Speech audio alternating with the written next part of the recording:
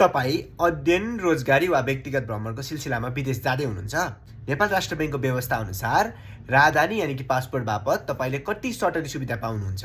आउनुहोस् आजको यो भिडियोबाट बुझौँ। अध्ययन वा व्यक्तिगत भ्रमणको सिलसिलामा भारत बाहेक अर्को मुलुक जाँदा तपाईँले प्रतिपटक 3000 अमेरिकी डलर वा सो बराबरको अन्य विदेशी मुद्रा सटरी सुविधा पाउनुहुनेछ। तर रोजगारीको सिलसिलामा विदेश जाँदै हुनुहुन्छ भने यो व्यवस्था अलिकति फरक छ। जापान, दक्षिण कोरिया, अमेरिका, युरोप कन्टिनेन्ट, त्यस्तै क्यानाडा, अस्ट्रेलिया रोजगारीको सिलसिलामा जाने व्यक्तिहरूले अमेरिकी डलर 500 सम्म सटरी सुविधा पाउनेछन् भने यो बाहेक अन्य मुलुक जाँदा अमेरिकी डलर 200 सम्म सटरी सुविधा पाउनेछन्। तपाईले क वर्गका वाणिज्य ब्याङ्कहरू, नेसनल लेभलका डेभलपमेन्ट ब्याङ्कहरूबाट यस्तो सटरी सुविधा पाउनुहुनेछ।